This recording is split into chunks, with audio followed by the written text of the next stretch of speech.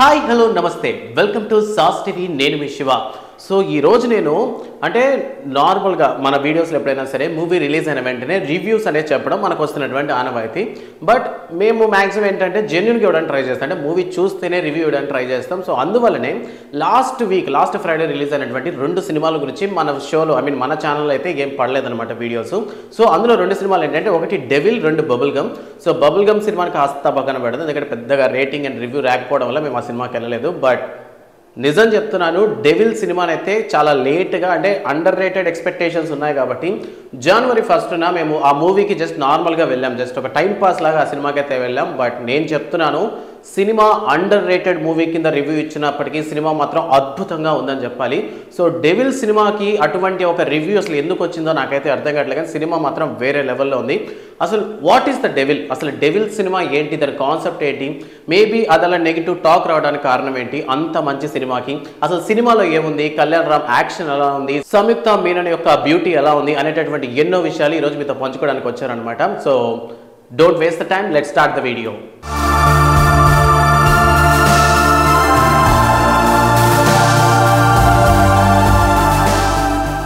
కళ్యాణ్ రామ్ హీరోగా అభిషేక్ నామా అండ్ దేవాంశ్ నామా యొక్క ప్రొడక్షన్స్ లో వచ్చినటువంటి సినిమానే డెవిల్ అనమాట ఇది డిసెంబర్ 29న మన ముందరికైతే వచ్చింది యాక్చువల్లీ చెప్పాలంటే ఒక టైప్ ఆఫ్ మంచి సినిమా ఏమో అన్న ఎక్స్పెక్టేషన్స్ తో ట్రైలర్ ని చూసినప్పుడు అయితే అనిపించింది అనమాట సో ట్రైలర్ ని చూసినంతసేపు కూడా మనకి ఏదో కొత్తదనాన్ని ఏదో చూపించబోతున్నారు కళ్యాణ్ రామ్ ఆఫ్టర్ ఏమంటారు బింబిసారా చూసిన తర్వాత ఆఫ్టర్ ఎమిగో సినిమా వచ్చినప్పటికీ అది అంతగా పెద్దగా ఆకట్టుకోలేదు సో బింబిసారా లాంటి మళ్ళీ అదో టైప్ ఆఫ్ యాక్షన్ మనకైతే మాత్రం ఈ డెవిల్ ట్రైలర్ లో మనకు కనిపించింది సరికి ఎక్స్పెక్టేషన్స్ భారీగా ఉన్నాయి బట్ సినిమా రిలీజ్ అయిన తర్వాత మేబీ సోగా ఉందనో లేదా కొంతమంది యావరేజ్ గా ఉందనో లైక్ ఈ విధంగా మిక్స్డ్ టాక్ రావటం వల్ల ఏంటంటే సో నాకు కూడా ఏమనిపిస్తుంది మేబీ అంత పెద్ద సినిమా కాదేమో దానికి ఎందుకు మనీ పెట్టి వేస్ట్ చేయడం అనేసి ముందర సలార్కి ఆల్రెడీ బబుల్ పెట్టేసుకున్నాం మేము సో డబ్బులు ఎవరికి ఊరికినే రావు అందువల్ల మేము ఏంటంటే ఈ సినిమాను చూడలేదు సో అందుకని ఏంటంటే రివ్యూస్ కూడా మా ఛానల్లో మేము పెట్టలేదు బట్ డెవిల్ సినిమా చూసిన తర్వాత చెప్తున్నాను సీరియస్లీ 1940s జరిగేటటువంటి ఒక క్రైమ్ థ్రిల్లర్ ఇన్వెస్టిగేటెడ్ మూవీ అనేటటువంటి ఒక ట్యాగ్ లైన్తో ఉండిందనమాట ఆ సినిమా సో అందువల్ల మేబీ ఒక క్రైమ్ ఇన్వెస్టిగేషన్ మూవీ మాత్రమే అనుకున్నాం బట్ నో వన్ ఒక్కరు కూడా చెప్పలేదు ఈ సినిమా ఒక ఫ్రీడమ్ ఫైటర్ది అని ఎస్ సో సుభాష్ చంద్రబోస్ ఉన్నటువంటి టైంలో జరిగినటువంటి ఈ నేపథ్యంలో జరిగిన ఈ కథని ఈ సినిమాలో చూపించారనమాట డెవిల్ అనేసి సో సినిమా కథ పరంగా వచ్చేసరికి కథ ఏంటంటే సినిమాలో సో డెవిల్ అనేటటువంటి ఒక బ్రిటిష్ ఏజెంట్ ఉంటాడు అనమాట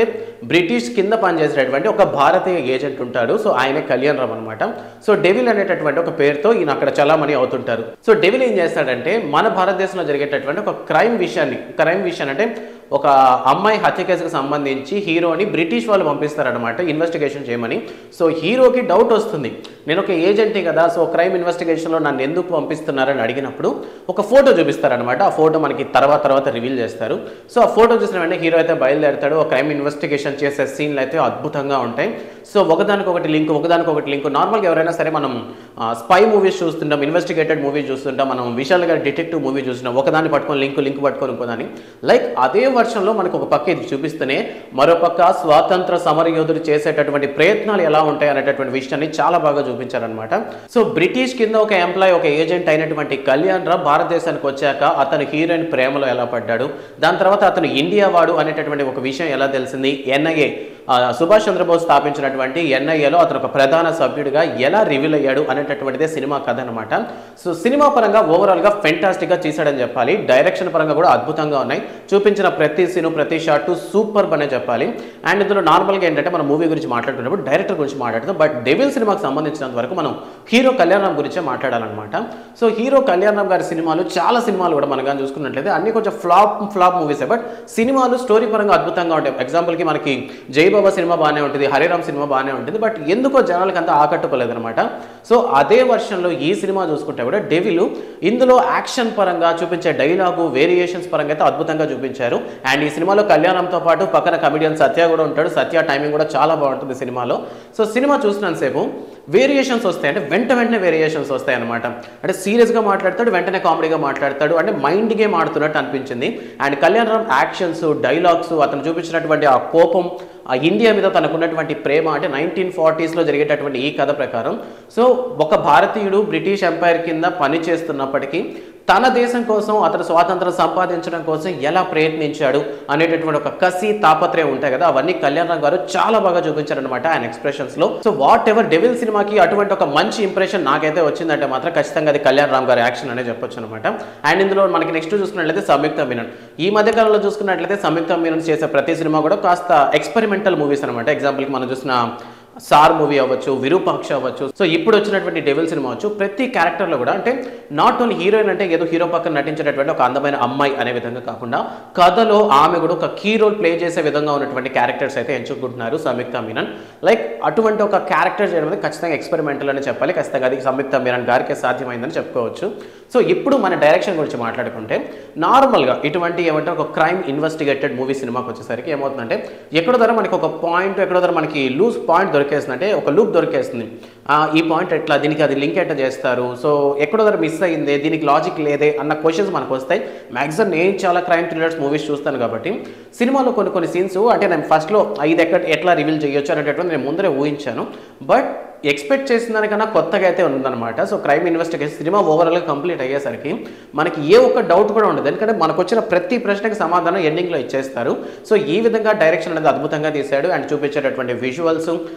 సినిమాటోగ్రఫీ అయితే అద్భుతంగా ఉందని చెప్పాలి. స్క్రీన్ ప్లే కూడా చాలా క్లీన్గా తీశాడు డైరెక్టర్. సో ఈ సినిమా అయితే అండర్ రేటెడ్ మూవీగా వచ్చినా సరే సినిమా చాలా అద్భుతంగా ఉంది. సో మ్యాక్సిమం థియేటర్కి వెళ్ళే చూడండి. నేను నిజంగా చాలా తక్కువ అంచనా వేసాను అనిపించింది డెవిల్ సినిమాని, బట్ సినిమా మాత్రం అద్భుతంగా ఉంది. చూపించినటువంటి కథ సూపర్గా ఉంది. సో మ్యాక్సిమం అంటే కొంతమంది ఏంటంటే కొన్ని సినిమాలు ఓటీటీ ప్లాట్ఫామ్స్ అయితే కొంచెం బెటర్, కొంచెం అంటే ఆ సినిమాలకి మనీ పెట్టుకోకర్లేదంటారు. బట్ నా సజెషన్, మా సాస్ టీవీ తరపు నుంచి నేను చేసే సజెషన్ ఏంటంటే ఖచ్చితంగా థియేటర్లో చూడండి, మీకు ఒక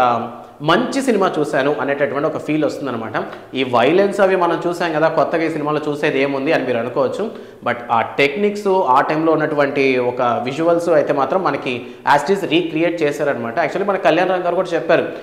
సినిమా అయితే మనకి ఎప్పుడో రిలీజ్ అవ్వాలి, బట్ ఎందుకు ఇంత లేట్ అయిందంటే ఆ సినిమాలో చూపించేటటువంటి ఒక విలేజ్ ఏదైతే ఉందో ఆ విలేజ్ మొత్తాన్ని రీక్రియేట్ చేశారంటే అది మొత్తం కూడా సెట్టింగే. సో అంత కష్టపడి చేసినటువంటి సినిమాకి జనాల్లో పెద్దగా ఆదరణ లభించలేదు కానీ బట్ సినిమా మాత్రం అద్భుతంగా ఉంది. సో లేట్ అయినా పర్లేదు అనుకొని మాత్రం నేను ఈ విషయం చెప్పదలుచుకున్నాను. అండ్ మ్యూజిక్ పరంగా కూడా అద్భుతంగా ఉంది.